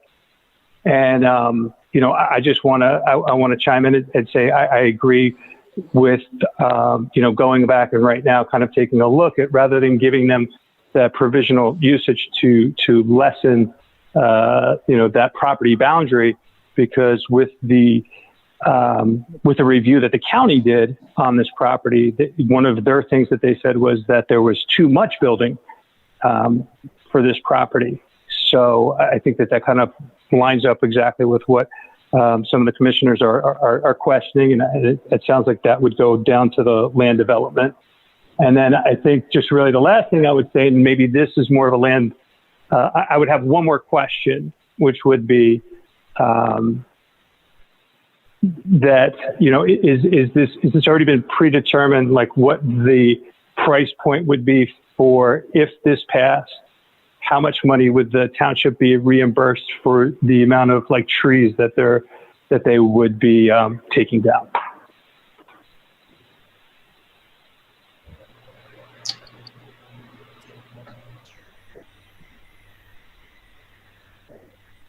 Commissioner, I would add that there are some valid questions. Those are questions that are typically gone through with the land development process. So not to not answer those this evening, but when it comes to the final layout of the site and what things are removed and added, that'll be all things looked at and reviewed during that land development plan when it's submitted for review. Right. I was trying to think how to word the answer to your last question, but actually, I think we absolutely will be talking about a lot of these things in detail at the land development process. So thank you so much for all of your feedback, Joe. We appreciate it. Thank you, Commissioner. I appreciate it. Sure. Okay, so moving on, I would like to make a motion to close this public hearing. We have a motion to close. Do we have a second? Everybody's muted. Second. We have a second by Commissioner Damsker. All in favor? Aye. Aye. Aye. Opposed? The ayes so have it. I'd like to make a motion to approve the conditional use application for Better Living Homes, 111 State Street, subject to the conditions that were discussed at this meeting, and deferring the setback allowances to consideration in the land development phase. So moved. So we have a motion. Do we have to approve it the way Commissioner Hull just described it? We have a second from Commissioner Hull or Commissioner Carter first. All in favor? Aye. Aye.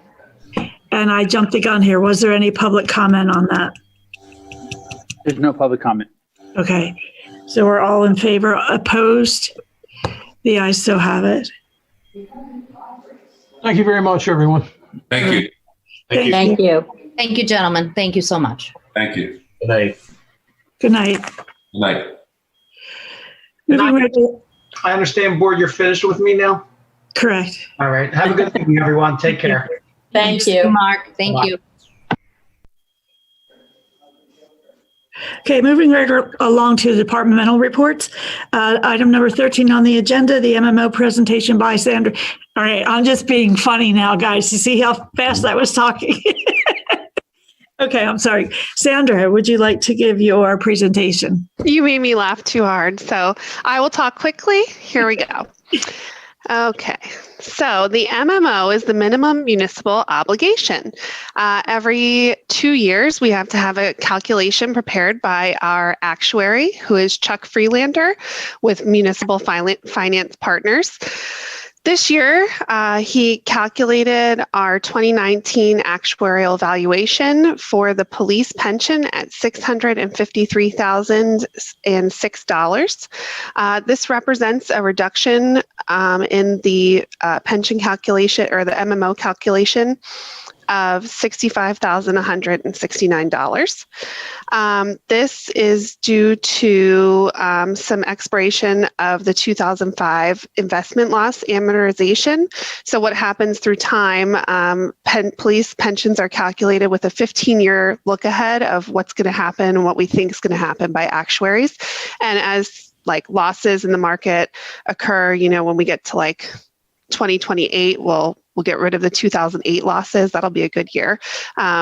well, they're only calculated on odd years, but it takes 15 years to roll through these amortizations. So that is what is happening now. That's why we had a reduction in our MMO. And, in a couple years, we may see an increase in our MMO to reflect any other market valuations or fluctuations. On the non-uniform pension side for 2021, our pension or MMO will be $222,000 or $222,076. This is for our defined contribution plan versus our defined benefit plan, which we have for our police employees. So our total MMO for 2021 will be put into the budget for 2021 of $875,082. And then we also get state funding to help offset that pension obligation. And we have an expectation of that funding being $404,519 for 2021, and that we would need to spend $470,563 from the general fund to fund the MMOs for both our non-uniform and uniform pensions. So it's required by the state that we discuss this with the board in September each year, and that's reflected in the minutes. And that also at budget time, we discuss this, which we absolutely will be, and that it's approved at budget time. So as you can see from your BOC action memo, we would just need a motion from the board to include these documents in the minutes tonight of the meeting and direct staff to finalize the MMO and have it included in the 2021 budget. Okay, so I lost my blue thing on my other laptop here. So we're making a motion to approve this. A motion to include that our MMO documents and the information that I just spoke about tonight will be included in the meeting of minutes tonight, and that you are directing staff to finalize the MMO to be included in the 2021 budget. Okay, so do we have a motion? Will you repeat that again? No, I'm just kidding. I'll make a motion to include these documents in the minutes of this meeting and to direct staff to finalize the MMO and have included in the 2021 adopted budget. Thank you, because I lost that. We have a second. Is there any public comment? No public comment. Any additional board comment? Hearing none, all in favor? Aye. Aye. Opposed? The ayes so have it. Excuse me, President McNaney, who was the second? Commissioner Damsker? Yes. Okay. Moving right along, item number 14 on the agenda is just an announcement about what Sandra just mentioned, part of what she just mentioned with our budget process.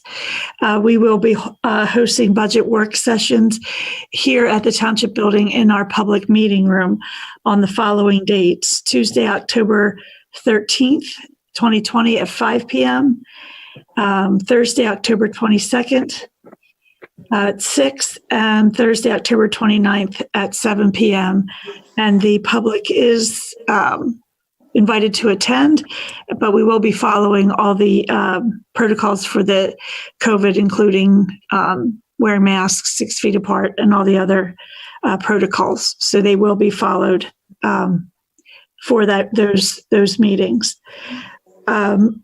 Moving right along, item number 15 on the agenda is a motion to approve the minutes of the public meeting held virtually on August 10th, 2020.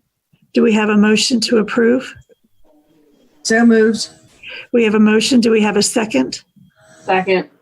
We have a second. Is there any public comment? No public comment. Any additional board comment? Hearing none, all in favor? Aye. Aye. Opposed? The ayes so have it. I'd like to turn it back over now to Commissioner Hull for her reports on zoning, planning, and code enforcement. Thank you so much, Commissioner McNaney. next up is the enclave at Gwynedd Farm record plans. So the enclave at Gwynedd Farm is a 4-lot subdivision and land development. It was approved on April 23rd of 2018 by the Board of Commissioners. It's located at 609 West Prospect Avenue, in case you were wondering exactly where it is. Lot number 1 of the project has already been fully constructed, and as we are getting ready to issue the temporary certificate of occupancy, we realized that there was a discrepancy. And that is that the intention of the applicant, the intention of the board, when this was passed on April 23rd, 2018, was for the stormwater management responsibility to fall on the shoulders of the HOA. So it will be a new HOA for these 4 homes that is developed, and they will be responsible for making sure all the stormwater management procedures are followed appropriately. In our record plans, though, it lists the individual homeowners as the people who are responsible for it, as opposed to the HOA. So tonight, what we are doing is we are setting the record straight, and we are amending those initial plans. So I would like to make a motion to approve Resolution 27-2020, the amended final plans for the enclave at Gwynedd Farms. We have a motion. Do we have a second? Second. That was a tie, so we'll give this one to Commissioner Damsker. Who seconds it? Any public comment? No public comment. Additional board comment? Hearing none, all in favor? Aye. Aye. Aye. Opposed? The ayes so have it. Our next item is in relation to ColorCon. They are one of our Upper Gwynedd businesses. They're located at 420 Moyer Boulevard. And they are coming to the end of their renovation plan. They expanded a little bit, as well as redid part of their parking lot. And they have submitted to the township the maintenance bond and requested the final escrow release for this project. T&M is the township engineer that is working on this project, and they have prepared the attached final escrow release, as well as signed the certificate of final completion. So they've signed off on this. And our township solicitor, Lauren Gallagher, has also reviewed the maintenance bond submitted to the township and finds it acceptable. The maintenance period for this project will be effective August 25th, was effective August 25th of 2020, and it will be ending February 22nd of 2022. So with that being said, I would like to make a motion to accept ColorCon's maintenance bond signed and dated August 25th of 2020. We have a motion. Do we have a second? Second. We have a second. Is there any public comment? No public comment. Any additional board comment? All in favor? Aye. Aye. Opposed? The ayes so have it. I would like to make a motion to authorize ColorCon's final escrow release in the amount of $435,041.75. We have a motion. Do we have a second? Second. Second. We have a second. Any public comment? No public comment. Additional board comment? Hearing none, all in favor? Aye. Aye. Aye. Opposed? The ayes so have it. Thank you, Commissioner Hull. Moving along to Commissioner Carter with her report on public safety.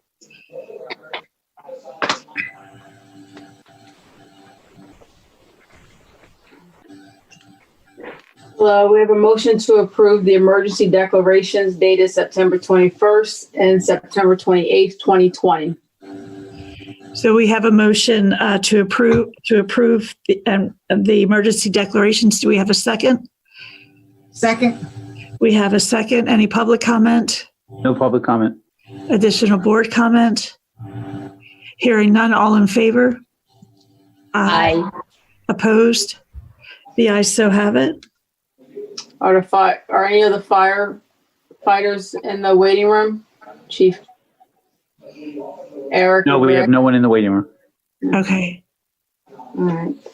Motion to approve the resolution 25-2020 proclaiming October 4th through October 10th, 2020 as Fire Prevention Week.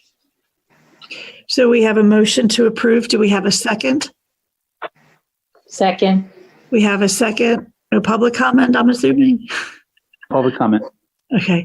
Any additional board comment? I have a comment. Go ahead. I would love to know what they're doing for the Fire Prevention Week. I know typically they do things with schools, but we're a little limited this year with the COVID. So it would just be great if they could share that information with us and we could share it to with all of our residents. I'll get back to you. Awesome. I may be able to report on that if you could just give me one moment. Sorry, I know that this was a long meeting, but I just have to consult a text message.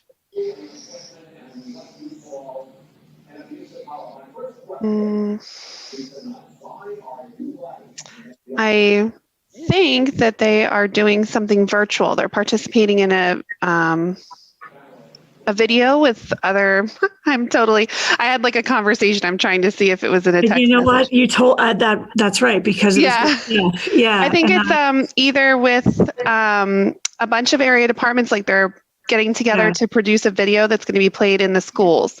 I'm sorry, I don't have all the details at my fingertips, but I do believe that that's what's happening. All right, and we'll between you, Sandra, and Catherine, we'll get in touch with them and find out what they're doing and let the community know.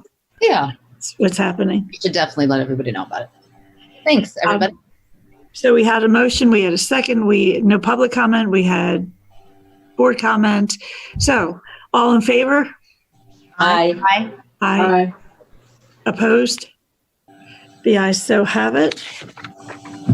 Moving right along, for the next section, I'll turn it over to Commissioner Damsker for her report.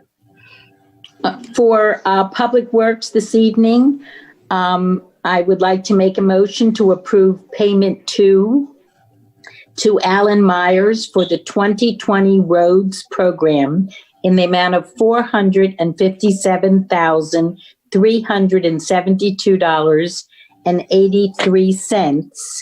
And that was reviewed by T&M to ensure that the request was appropriate, and they found to them to be acceptable. And I believe this needs to be a roll call vote. That's correct, a roll call vote. So first we would need somebody to second the motion. Right, I made the motion. Right. I'll second it. Okay, we have a second. Any public comment? No public comment. Additional board comment? So the roll call vote? President McNaney? Aye. Vice President Hall? Aye. Commissioner Similaro? Aye. Commissioner Carter? Aye. Commissioner Damsker? Aye. And I also have a second motion under Public Works report. And the motion is to approve the Howe Associates recycling agreement for 3 years for 2020, 2021, and 2022. So we have a motion. Do we have a second? Second. We have a second. Any public comment? No public comment. Additional board comment? Hearing none, all in favor? Aye. Aye. Opposed? The ayes so have it. And there is no report for Parks and Recs at this time. Okay, thank you, Commissioner Damsker. Next, we'll move on to Commissioner Similaro, who's got a few things on the agenda for tonight. So our first motion is to authorize the advertisement of a bid for magnetite for the 2021 budget. This is part of our normal bidding process. So once we get the bids in and we have the pricing, that will go into the 2021 budget. So the motion is to advertise for the bid. So we have a motion. Do we have a second? Second. We have a second. Any public comment? No public comment. Additional board comment? Hearing none, all in favor? Aye. Aye. Aye. Opposed? The ayes so have it. The second motion is similar, except this would be dense soda ash bid So we're authorizing the advertisement of the bid for the 2021 budget. So we have a motion. Do we have a second? Second. We have a second. Any public comment? No public comment. Additional board comment? Hearing none, all in favor? Aye. Opposed? The ayes so have it. The next motion is to approve the sale of equipment parts. The wastewater treatment parts has some equipment that is usable, but we cannot use it anymore. So they want to put the parts on Municipid, which is an online auction for municipalities where they can buy used but usable equipment. The parts we have, we would bundle together and sell it, and it could probably take in between $8,000 and $10,000, and that would go right into the budget for the wastewater treatment plant. So the motion is to approve the sale of those parts. So we have a motion. Do we have a second? I'll second it. We have a second. Any public comment? No public comment. Additional board comment? Hearing none, all in favor? Aye. Opposed? The ayes so have it. Okay, the next motion is to deny the request by Glenn for additional money for soil removal related to our wastewater improvement project. Blooming Glen was removing some fill and brought it to a quarry. Unfortunately, the quarry could not accept it because of an environmental issue. So they went to a different quarry and they wanted more money. They came back to the township to request additional monies. We had several meetings on the issue at our WIP meetings. Our attorneys looked at the contract, re-looked at it, and the contract was very specific in saying that the contractor who removes the fill is responsible for the quarry and the monies associated with putting it into the quarry. So we would like to deny the request by Blooming Glen for the additional monies. So we have a motion to deny. Do we have a second? Second. We have a second. Deanna, that's your call on that one. I didn't get that one. Any additional? No public comment. Okay. Any additional board comment? Hearing none, all in favor? Aye. Opposed? The ayes so have it. Our next motion is to approve Blooming Glen extension of hours to pour the concrete for the clarifier floor. Work starting at 5 a.m. On one day in October 2020. The date is to be determined. And this would be during the day and not, they had previously wanted to do it at night because it would have been cooler. However, with the temperature changing, it's the same thing to do it during the day, and it's probably easier for the contractor. Okay, so we have that makes sense. We have a motion to approve. Do we have a second? I'll second it. We have a second. Any public comment? No public comment. Any additional board comment? Martha, these are the same folks that we're denying payment to for picking up. Okay. Yes, it is. You know what? We take away one hand and give one another hand. So.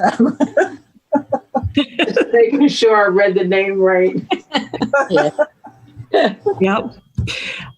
No additional comments. So all in favor? Aye. Opposed? The ayes so have it.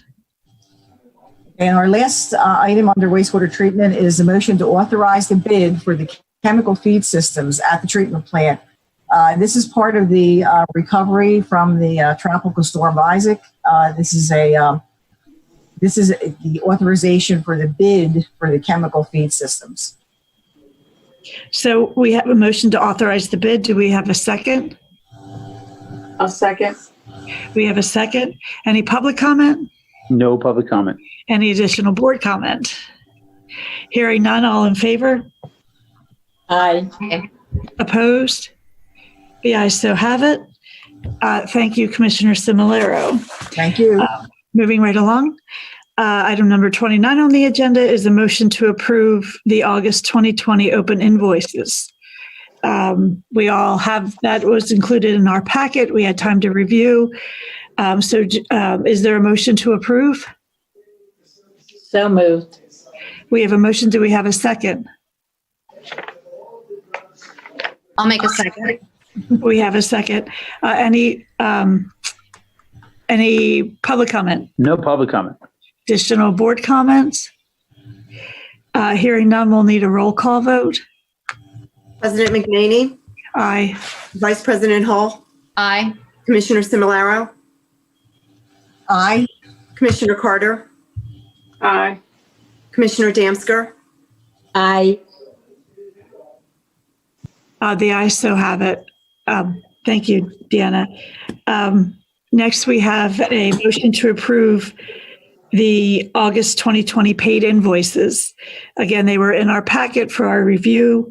Do we have a motion to approve? I'll make a motion to approve. Do we have a second? Aye. Second. It's getting late. We have a second. Is there any additional comments? No public comment. Any additional board comments? Hearing none. Deanna? President McNaney, Aye. Vice President Hall, Aye. Commissioner Similaro, Aye. Commissioner Carter, Aye. Commissioner Damsker, Aye. The ayes so have it. Thank you, Deanna. Next on the agenda, is, unless there's any other comment, then we I can. have one thing. I'm sorry. I know the Oh, meeting's wait, before you do that, God bless you, Sandra. Go ahead. I just wanted to say that we learned of the sad news that Sam Miller passed away on the 24th. He was a volunteer at Upper Gwynedd for 36 years. He was on our planning commission. And of those 36, 32, he was the chairman. He was an amazing man, and he gave so much to the township. And we're so sad to hear of his passing that on behalf of the Board of Commissioners and the staff of Upper Gwynedd Township, I would like to extend our condolences to his family and friends. Thank you. Thank you, Commissioner Hull, for that. Sam was a great, just a wonderful gentleman, and we were fortunate to have him for all those years here at the township. So with that, I'd like to call the end to this meeting. Meeting adjourned. Thank you.